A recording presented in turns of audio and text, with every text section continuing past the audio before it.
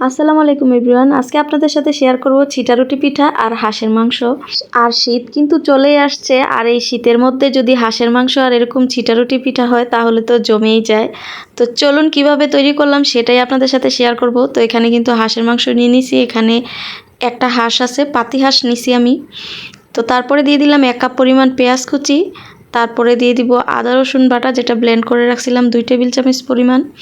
তারপরে আস্তা মশলা দিয়ে দিলাম, এলাচ, লবঙ্গ, তেজপাতা, গোলমরিচ, আর দিয়ে দিলাম কিন্তু এখানে লবণ 2 চামচ পরিমাণ, 2 চামচ পরিমাণ হলুদ। তারপরে দিয়ে দিব মরিচের গুঁড়া 2 চামচ পরিমাণ। এখানে প্যাকেটের মরিচের গুঁড়া ইউজ করতেছি, আমার কাছে কিন্তু ভাঙানো মরিচের গুঁড়া ছিল, প্যাকেটের না একটু কালার ভালো হয় এই জন্য দিছি। তো তারপরে দিয়ে দিলাম মাংসের মশলা। তো বেশ, মাংসের মশলাটা দিলে কিন্তু আর বেশি মশলা দেওয়া লাগে না, এটার মধ্যে অনেক মশলা দেওয়া থাকে, আর একটু বেশি পরিমাণে দিলেই কিন্তু অনেক সুন্দর একটা ফ্লেভার চলে আসে। তো এই তো সয়াবিন তেল দিয়ে দিলাম, তেল দেওয়ার পরে ভালোভাবে এখন মাখাই নিব। তো হাঁসটাকে ভালোভাবে মশলাটা মাখাই নিব, আর এই মাখানোর মধ্যেই কিন্তু হাঁসের টেস্ট দ্বিগুণ বেড়ে যায়। আর আমি আপনাদের সাথে এখন ভয়েস ওভার দিচ্ছি, আমার আবারও খেতে ইচ্ছে করতেছে হাঁসের মাংস। তো এই তো ঢাকনা দিয়ে বসাই দিয়েছি, এখন আস্তে আস্তে কষাবো আর রান্না করব। আর এই শীতের মধ্যে কিন্তু হাঁসের মাংস সবাই প্রায় ঘরে ঘরে রান্না করে। আর এই হাঁসের মাংস কার কার খেতে ভালো লাগে, অনেকে কিন্তু হাঁসের মাংস খায় না, একটু গন্ধ আসে বা ফ্লেভারটা অনেকের কাছে ভালো লাগে না, এই জন্য খাইতে চায় না। আপনারা কিন্তু চাইলে এভাবে বেশি করে মাংসের যে প্যাকেট মশলাটা আছে এটা বেশি করে দিয়ে দেখতে পারেন। আমার যে হাঁস আমি রান্না করি এটাতে একটু বাজে গন্ধ আসে না। তো এই তো কথা বলতে বলতে মাংস কিন্তু কষানো হয়ে গেছে, আর আমার বাচ্চারা গরুর মাংস বলেন বা হাঁসের মাংস বলেন সব কিছুতেই ওদের আলু চাই, আমাদের কাছেও আলুটা দিলে ভালোই লাগে।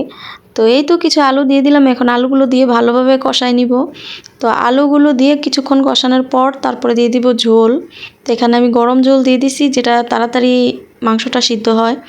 তো এই তো ঝোল দেওয়ার পরে মাংসটা সিদ্ধ হয়ে ঝোলটা যখন গাঢ় হয়ে আসবে তারপরে রান্না শেষ।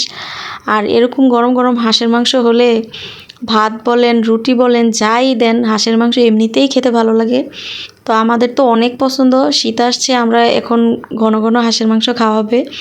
তো ছিটারুটি পিঠার জন্য একটা কড়াই বসাই দিছি, আর এখানে কিন্তু তেল আমি একটা আলু কেটে নিয়ে আলুটা তেলের মধ্যে একটু চুবিয়ে নিয়ে ব্রাশ করে নিলাম।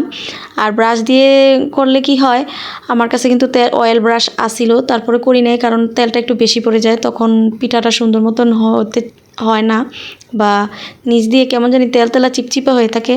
তো এই জন্য একটা আলুর পিস এভাবে কেটে সামান্য তারপরে এটা দিলে ভালো।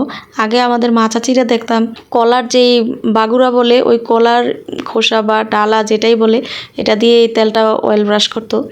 তো এই তো তারপরে এই ছিটাটা, যেটা চালের গুঁড়াটা আমি শুধু লবণ দিয়ে গুলাই নিছি, বাস পাতলা করে গুলে হাতের আঙুল দিয়ে ছিটিয়ে ছিটিয়ে দিলেই হয়ে যায়। তো এভাবে ছিটাই দিলে কিন্তু একদম 2 মিনিটেই এটা হয়ে যায়, ছিটানোর সাথে সাথেই কিন্তু সিদ্ধ হয়ে যায়, বাস উল্টিয়ে পাল্টিয়ে উঠাই নিলেই হয়ে যায়। তো এখানে আমি অনেকগুলো ছিটা পিঠা বানাইছি, আর হাঁসের মাংস তো নিয়েই নিলাম। তো এই তো আজকের ভিডিওটি এই পর্যন্তই, ভালো লাগলে লাইক কমেন্ট শেয়ার করে দিবেন, আর অবশ্যই পাশে থাকবেন। ধন্যবাদ।